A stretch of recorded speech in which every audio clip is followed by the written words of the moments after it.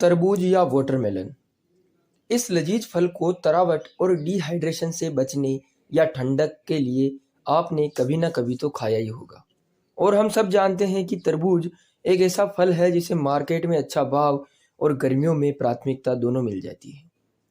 आप देख रहे हैं सौरभ किसान, और आज आप जानेंगे कि तरबूज की व्यावसायिक खेती कैसे करें और कैसे लाखों रुपए इस फसल से 4 महीनों में कमाएं।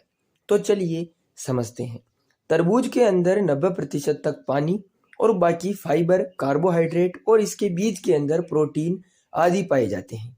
तरबूज की खेती से पहले आपको आने वाले 10 बिंदुओं पर ध्यान देना आवश्यक है, ताकि आप पूरा सोच समझकर इसकी खेती करें और घाटे से बचें।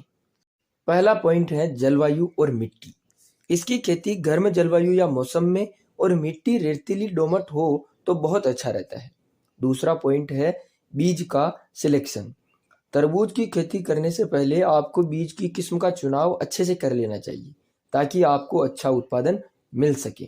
बीज चुनाव के लिए आप हमारी तरबूज की टॉप 3 बीज कंपनियां कौन कौन सी है वाली वीडियो देख सकते हैं।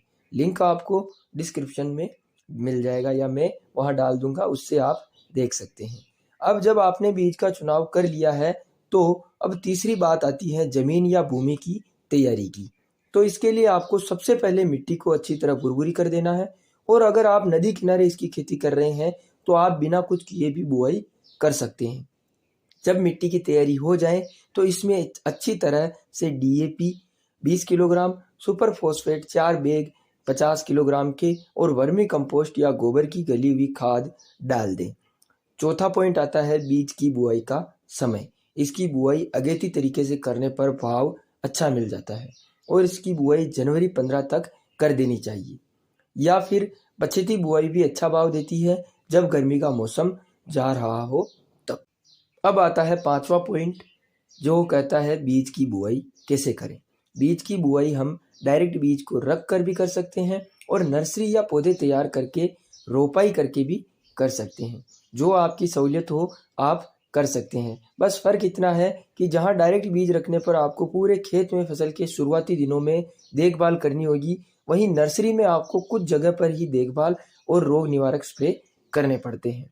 इसके बीज से बीज की दूरी 2 से 3 फीट रखें और लाइन से लाइन के बीच की दूरी 5 फीट रखें, ताकि बेल को फैलने की अच्छी जगह मिल जाए और हमारा जो उत्पादन है वह प्रभावित नहीं हो।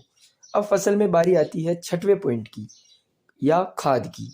अगर आपके ड्रिप इरिगेशन सिस्टम है तो आप NPK 19-19-19 को पानी के साथ 4 से 6 किलोग्राम तक चलाएं, या फिर यूरिया को 15 किलोग्राम प्रति बीघा के हिसाब से छिड़कें। और अगर यूरिया न मिले तो NPK 19-19-19 का 60 ग्राम प्रति 15 लीटर की मात्रा में स्प्रे करें। इससे आपकी फसल या तरबूज की ग्रोथ बहुत अच्छी हो जाएगी। अब जब फूल बनने लगे तब आपको 0-52-34 जो NPK आता है उसको ड्रिप में 5 से 6 किलोग्राम या 60 ग्राम प्रति 15 लीटर की मात्रा में स्प्रे करना चाहिए। और जब अंत में फल बनने लग जाए तब 0-0-50 को ड्रिप में वही 6 से 7 किलोग्राम और स्प्रे में 60 से 70 ग्राम प्रति 15 लीटर की मात्रा में स्प्रे कर देना चाहिए। अगर आपने यहाँ तक इस वीडियो को देख लिया है और आपको वीडियो ज्ञानवर्धक लगा है तो इस वीडियो को लाइक और शेयर जरूर कर दें। तो अब बारी आती है 7वें पॉइंट की। जब आपने खाद की पूर्ति भी कर दी है और अब आपको ध्यान रखना है सिंचाई का, क्योंकि जैसा कि आपको पता है कि तरबूज में 90% तक पानी होता है और यह पानी तब होगा जब हम सप्लाई पानी की अच्छी रखेंगे।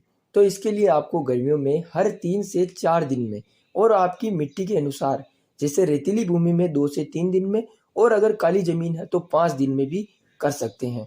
जितना पानी समय पर मिलेगा उतना प्रोडक्शन जल्दी और अच्छा मिलेगा।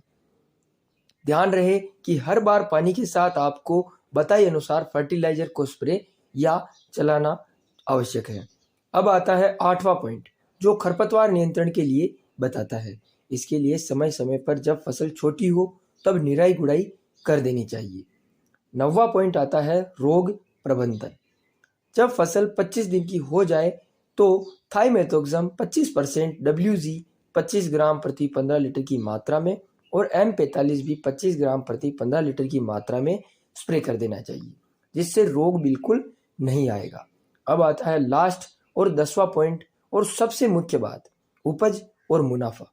इसमें अगर आपने 1 एकड़ में तरबूज लगाए हैं तो कम से कम भी आपको 200 क्विंटल की उपज मिल जाती है।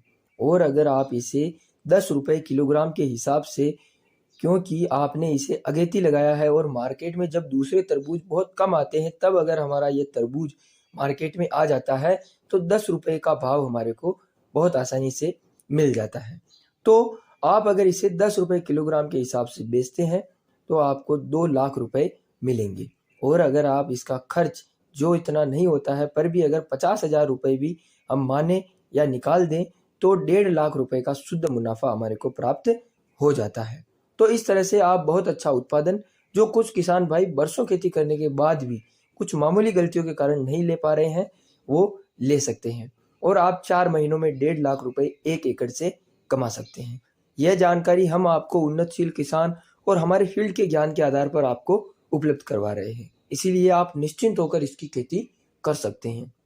अगर यह वीडियो आपको पसंद आया है और आप इसे दूसरे किसान भाइयों तक पहुंचाना चाहते हैं तो इस वीडियो को लाइक करें, शेयर करें और इस चैनल को सब्सक्राइब जरूर करें। अब आता है 5वां